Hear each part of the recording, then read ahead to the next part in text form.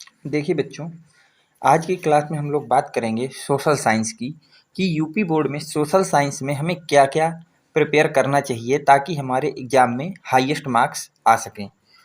तो अगर मैं आपको सोशल साइंस पे थोड़ी सी बेसिक जानकारी दूं तो आपको ये पता होना चाहिए कि सोशल साइंस के पेपर में आपके टोटल 28 क्वेश्चन आएंगे। कितने क्वेश्चन आएंगे भैया? 28 क्वेश्चन आएंगे। ठीक भैया, सबसे पहली बात ये पता होनी चाहिए, इसमें से आपके 12 ऑब्जेक्टिव क्वेश्चन होंगे। पहली बात ये याद रखना। कितने भैया? 12 ऑब्जेक्टिव क्वेश्चन होंगे। 4 आपके लॉन्ग टाइप क्वेश्चन होंगे। 4 क्या होंगे भैया? लॉन्ग टाइप्स के क्वेश्चन होंगे, जो कि आपके 6 मार्क्स का पर क्वेश्चन होगा। तो आपके यहाँ से 16 क्वेश्चन निकल गए। अगर ऑब्जेक्टिव और लॉन्ग को मैं रिमूव कर दूं तो 16 क्वेश्चन आपके क्या हो गए? रिमूव। बचे कितने आपके पास भैया? 12 क्वेश्चन बचे। जो 12 कौन से आएंगे? शॉर्ट आंसर टाइप और वेरी शॉर्ट आंसर टाइप के क्वेश्चन आएंगे 12। तो अगर मैं आज आपसे मोटी मोटी भाषा में बात करते हैं तो हमको ये पता चल गया है कि जो सोशल साइंस का आपका पेपर होगा उसमें 28 टोटल क्वेश्चन आएंगे, जिसमें से 12 ऑब्जेक्टिव क्वेश्चन होंगे और 4 लॉन्ग क्वेश्चन होंगे। ठीक है। अगर आप लोग देखिए भैया, ये ऑब्जेक्टिव क्वेश्चन पूरे तैयार कर लेते हैं तो 12 मार्क्स आप यहाँ से फिक्स मान लीजिए। और अगर आपने लॉन्ग क्वेश्चन तैयार कर लिए, 4 लॉन्ग क्वेश्चन आते हैं, जिसके हो गए प्रत्येक लॉन्ग क्वेश्चन के 6 मार्क्स आपको दिए जाते हैं, मतलब 24 मार्क्स ये हो गए। ऑब्जेक्टिव के प्रत्येक क्वेश्चन का आपका 1 मार्क्स दिया जाता है, तो उस हिसाब से 12 हो गए। और जो आपका लॉन्ग क्वेश्चन है, प्रत्येक क्वेश्चन के 4 मार्क्स दिए जाते हैं, तो टोटल 4 क्वेश्चन करने हैं, तो 6 को 24 हो गए। ठीक है भैया। तो टोटल आपके पास यहाँ से 36 मार्क्स का पेपर यहीं से सॉल्व हो गया। मतलब 50% से ऊपर का पेपर जो केवल 2 टाइप के क्वेश्चनों से भरा होता है, ऑब्जेक्टिव और लॉन्ग क्वेश्चन। तो इस लेक्चर में हम लोग बात करेंगे very most important objective questions की और लॉन्ग क्वेश्चन की। अगले वीडियो में मैं आपसे वेरी शॉर्ट टाइप क्वेश्चन और शॉर्ट टाइप क्वेश्चन बताऊंगा कि उनको कौन कौन से तैयार करने हैं। तो चलते हैं very most important objective question की तरफ। देखिए, पहला जो आपके पास ऑब्जेक्टिव क्वेश्चन है, जो सबसे ज़्यादा इंपॉर्टेंट है, where did Gandhi conduct the first satyagraha on his return of India. जो आपके गांधी जी हैं, उन्होंने फर्स्ट सत्याग्रह जो था वो कहाँ से स्टार्ट किया था? रिटर्न ऑफ इंडिया, वापस इंडिया आने के बाद। तो सबको पता है, आंसर दे रहा है चंपारण से, बारडोली से, खेड़ा से, अहमदाबाद। तो सबको पता होना चाहिए कि चंपारण से किया था। कहाँ से किया था भैया? चंपारण से। Very most important question. Gandhi ji ने रिटर्न करने के बाद जब इंडिया दोबारा आए थे तो उन्होंने अपना सत्याग्रह कहाँ से स्टार्ट किया था? चंपारण से। वेरी मोस्ट इंपॉर्टेंट क्वेश्चन भैया। चलते हैं अगले क्वेश्चन की तरफ। अगला इंपॉर्टेंट क्वेश्चन क्या कह रहा है? How many language have so far been included in the 8 schedules of our constitution. हमारे कॉन्स्टिट्यूशन में कितनी लैंग्वेज को कंक्लूड किया गया है या इंक्लूड किया गया है? तो आपको पता होना चाहिए कि हमारी जो आपकी कॉन्स्टिट्यूशन है तो उसमें आपके पास कितनी अपनी लैंग्वेज को कंट्रोड्यूस किया गया है। सॉरी, यहाँ पे देखो 23 दो जगह लगे हैं, 22 है। तो 22 आपकी लैंग्वेजों को क्या किया गया भैया? इंक्लूड किया गया है। ठीक भैया। अगला question very most important. Women have been provided reservation in. Women have been provided reservation in. तो देखते हैं भैया इसका क्या होगा आंसर। कि जो वुमेन्स हैं उनको रिजर्वेशन दिया गया है, कहाँ कहाँ दिया गया है आपको ये बताना है भैया। Lok Sabha, state assembly, local bodies, Indian administrative service. तो आपको बताना है कि उनको जो है कहाँ पे आरक्षण दिया गया है या रिजर्वेशन दिया गया है। बताइए भैया, किसी को पता है इनमें से? जो भी आंसर हो आप कमेंट बॉक्स में जरूर लिखिए। लोकसभा में, स्टेट एडमिनिस्ट्रेशन में, लोकल बॉडीज में या इंडियन एडमिनिस्ट्रेटिव सर्विस में। उम्मीद करता हूँ कि आप लोगों ने अब तक आंसर लिख दिया होगा, तो मैं इसका आंसर देता हूँ। तो आपको याद रखना है लोकल बॉडीज में जो वुमेन्स को रिजर्वेशन है वो कहाँ दिया गया भैया? लोकल बॉडीज में दिया गया है। चलते हैं अगले वेरी मोस्ट इंपॉर्टेंट क्वेश्चन की तरफ भैया, जो कि कुछ इस तरह से है। Which of the following will come under concurrent list. Concurrent list के अंडर कौन सा आपका यहाँ से कौन सा सिस्टम आता है? पुलिस आता है, एजुकेशन आता है, ट्रेड एंड कॉमर्स आता है या बैंकिंग आता है? ये बताइए भैया। तो याद रखना, कनकरेंट सिस्टम के अंदर जो है आपका एजुकेशन आता है। क्या आता है भैया? एजुकेशन आता है। चलते हैं अगले वेरी मोस्ट इंपॉर्टेंट क्वेश्चन की तरफ, जो कि कह रहा है in which year was French declared in republic. किस ईयर में आपका जो फ्रांस है उसने डिक्लेरेट कर दिया था रिपब्लिक के, स्वतंत्रता की आज़ादी का वो कर दिया था? तो देखिए, 1792 में पूछ रहा है, 1793, 1791 या 1794 में। तो याद रखना 1792 में। कब भैया? 1792 में। अगली बोला रहा है गुलामगिरी वाज रिटन बाई, जो गुलामगिरी आपकी बुक है वो किसने लिखी थी? जो गुलामगिरी आपकी बुक है वो किसने लिखी थी पूछ रहा है। डॉक्टर बी आर अम्बेडकर ने, ज्योतिबा बाई फूले ने, ईवी रामास्वामी नैयर ने, या आपके कांडूकुरी वेरेसलियम ने। बताइए भैया किसने लिखा था गुलामगिरी? तो गुलामगिरी आपके लिखा था ज्योतिबा फूले ने। किसने लिखा था भैया? ज्योतिबा फूले ने। वेरी मोस्ट इंपॉर्टेंट क्वेश्चन, इसको लर्न रखना। चलते हैं भैया अगले क्वेश्चन की तरफ। देखिए अगला क्वेश्चन क्या कह रहा है। अगला ऑब्जेक्टिव क्वेश्चन आपका कह रहा है who gave the slogan of do और डाई। डू और डाई का स्लोगन आपका किसने दिया था? महात्मा गांधी जी ने दिया था, बाल गंगाधर तिलक जी ने दिया था, या फिर भगत सिंह ने दिया था, या सुभाष चंद्र बोस ने दिया था। तो डू और डाई का जो कॉन्सेप्ट है या स्लोगन है वो किसने दिया था भैया? महात्मा गांधी जी ने दिया था। तो ए नंबर इसको बिल्कुल याद रखना, वेरी मोस्ट इंपॉर्टेंट क्वेश्चन है। चलते हैं अगले इंपॉर्टेंट क्वेश्चन की तरफ। What is the reason for the non cooperation movement. Non cooperation जो मूवमेंट हुआ था उसके रीजन क्या था? Bengal partition, Morley Minto reform, Jallianwala Bagh measures, या फिर सॉफ्ट डिवीजन। तो ये आपको याद होना चाहिए कि जो नॉन कॉरपोरेशन मूवमेंट हुआ था उसका मेन कारण था जलियांवाला बाग। ठीक है भैया, आगे चलते हैं। The headquarter of the United Nation is at. जो यूनाइटेड नेशन है उसका हेडक्वार्टर कहाँ पे है? जेनुआ में है, पेरिस में है, न्यूयॉर्क में है, या वाशिंगटन में है? बताइए जल्दी भैया, इसका आंसर जरूर कमेंट बॉक्स में लिखिए कि हेडक्वार्टर जो यूनाइटेड नेशन है उसका कहाँ पे है। तो याद रखना न्यूयॉर्क में है। कहाँ भैया? न्यूयॉर्क में। Very most important question. चलिए भैया अगला क्वेश्चन देखिए क्या कह रहा है।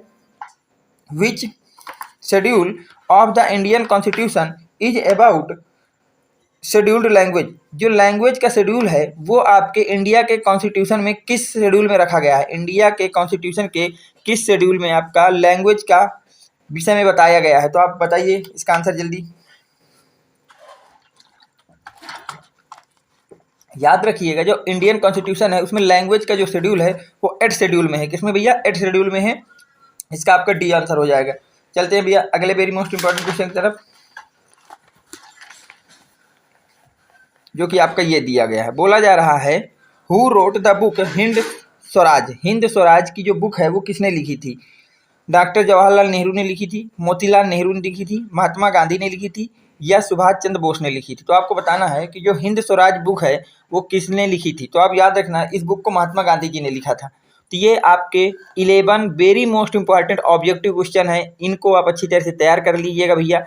ये क्वेश्चन हर साल आपके पेपर में पूछे जाते हैं, किसी न किसी सेट में ये क्वेश्चन जरूर से जरूर मिलेंगे भैया। अब देखिए इन 11 क्वेश्चनों को तैयार करने के बाद अब आप हम लोग बात करते हैं लॉन्ग आंसर आपको कौन कौन से तैयार करना है। तो मैं आपको टोटल 15 लॉन्ग आंसर बताऊंगा, आपको उनको तैयार कर लेना है। ठीक भैया, अगर आपको वीडियो पसंद आ रहा हो तो वीडियो को प्लीज़ लाइक करें, सब्सक्राइब करें चैनल को, और ज़्यादा से ज़्यादा लोगों तक शेयर करें भैया। ठीक है, अगर आपको कोई इनमें से इशू है, किसी चीज़ को समझ में नहीं आता, या आपको मैंने क्या बताया वो चीज़ आपके समझ में नहीं आ रही, तो उसको आप किसी भी समय मुझसे पूछ सकते हैं। ठीक है भैया, हाँ उसमें कोई वैसी बात नहीं है। आपको व्हाट्सएप नंबर मैंने दे चुका हूँ। अगर किसी के पास मेरा व्हाट्सएप नंबर या टेलीग्राम ग्रुप का लिंक नहीं है तो इसी वीडियो के डिस्क्रिप्शन में दोनों पड़े हैं, आप वहाँ से जा करके अगर आपको कोई डाउट आ रहा है तो मुझसे कनेक्ट कर सकते हैं भैया। ठीक है, चलते हैं लॉन्ग आंसर टाइप क्वेश्चनों की तरफ।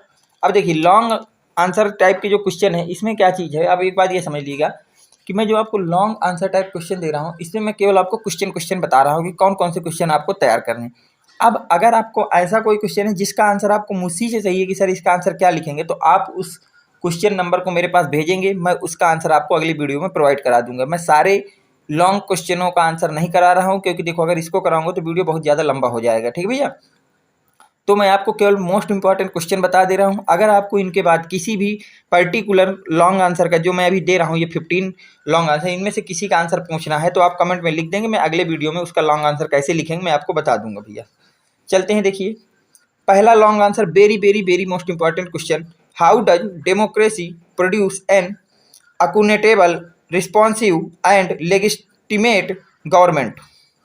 How does democracy produce an accountable, responsive and legitimate government, आपको इसका आंसर लिखना है भैया, very very most important question. या फिर इसी क्वेश्चन को दूसरी तरह से पूछ सकता है, लॉन्ग क्वेश्चन है भैया ये सब। Right any four advantage of democratic government system, या फिर आपको क्या लिखना है भैया, फोर एडवांटेज लिख दीजिए कि जो डेमोक्रेटिक गवर्नमेंट सिस्टम होता है उसके फोर एडवांटेज क्या होंगे। चलते भैया अगले वेरी मोस्ट इंपॉर्टेंट क्वेश्चन की तरफ।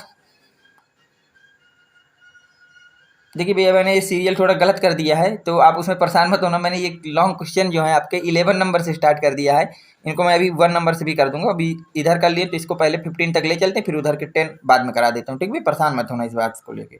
अब देखिए, suggest the initiative taken by the government to ensure the increase in agriculture production.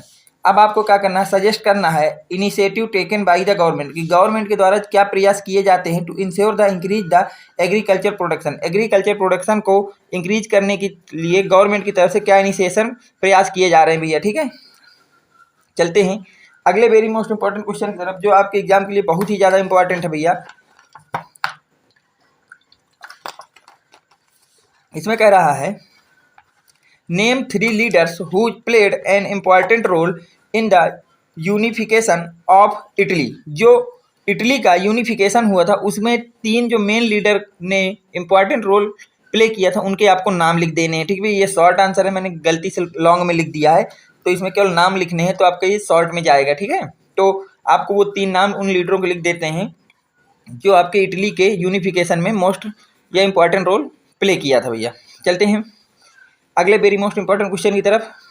Describe the process of unification of Italy, कि जो इटली का यूनिफिकेशन का प्रोसेस था उसको आपको डिस्क्राइब करना है। मतलब आपको लॉन्ग क्वेश्चन है तो इसको आपको अच्छी तरह से बताना है कि कैसे हुआ, क्या क्या हुआ, सब कुछ बताना है। Describe the process of unification of Italy, Italy का जो यूनिफिकेशन का प्रोसेस था उसको आपको डिस्क्राइब करना है, उसके विषय में बताना है। अगला क्वेश्चन आपका कह रहा है, what was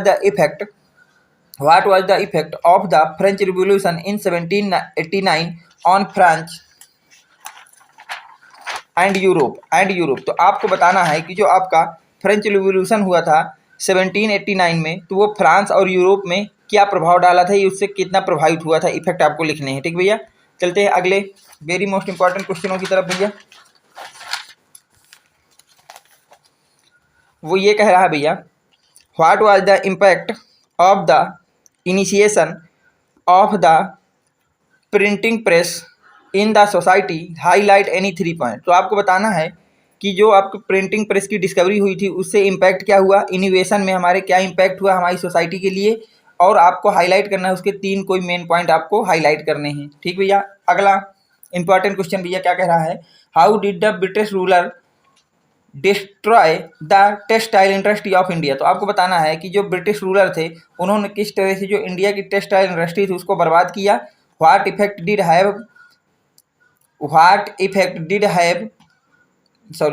this have an a weavers, और उसने जो बुनकर थे उनके जीवन को किस तरह से प्रभावित किया भैया, ठीक है। चलते हैं अगले वेरी मोस्ट इंपॉर्टेंट क्वेश्चन की तरफ भैया, जो आपको तैयार करके जाना है। Right 5 advantage and disadvantage of democracy. आपको डेमोक्रेसी के 5 जो हैं एडवांटेज और डिसएडवांटेज लिखना है। तो देखिए ये क्वेश्चन तो आपका सबसे ज़्यादा इंपॉर्टेंट लॉन्ग में है। अब देखो इस क्वेश्चन को वो कई तरह से आपसे पूछ सकता है। वो लिख सकता है राइट 5 एडवांटेज ऑफ डेमोक्रेसी, लिख सकता है right 3 advantage of democracy, right 3 disadvantage of democracy, तो कुछ भी पूछ सकता है। तो आप केवल कितना तैयार कर लेना भैया, 5 एडवांटेज और डिसएडवांटेज तैयार कर लेना। दोनों पूछे तो भी सही है, एक पूछे तो उसको लिख देना, दूसरे को पूछे तो दूसरे को लिख लेना। तो ये तो वेरी मोस्ट इंपॉर्टेंट में कर लेना भैया। देखिए अगला क्वेश्चन आपसे क्या कह रहा है, define political parties, what are its characteristics. आपको बताना है कि पॉलिटिकल पार्टी क्या होती हैं और इनकी कैरेक्टरिस्टिक्स क्या होती है भैया। तो 3 नंबर आपको पॉलिटिकल पार्टी की डिफिनीशन के मिलेंगे और 3 मार्क्स आपको किसके मिलेंगे भैया, उसके कैरेक्टरिस्टिक लिखने के। चलते हैं भैया अगले वेरी मोस्ट इंपॉर्टेंट क्वेश्चन की तरफ। वो कह रहा है, responsible governance and transparency are necessary in democracy. Responsible governance and transparency are necessary in democracy, give your opinion in favour of it. ठीक भैया, आपको बताना है कि जो रिस्पॉन्सिबल गवर्नमेंट होती है उसमें ट्रांसपेरेंसी और नेसेसरी इन डेमोक्रेसी में क्यों जरूरी होती है, और आपको अपना ओपिनियन बनना है कि इससे आपको क्या फायदे होते हैं भैया। ठीक है, फेवर क्यों करते हैं आप इस प्रथा का। चलते हैं भैया आगे। देखिए अगला वेरी मोस्ट इंपॉर्टेंट जो क्वेश्चन है वो कुछ इस तरह से भैया,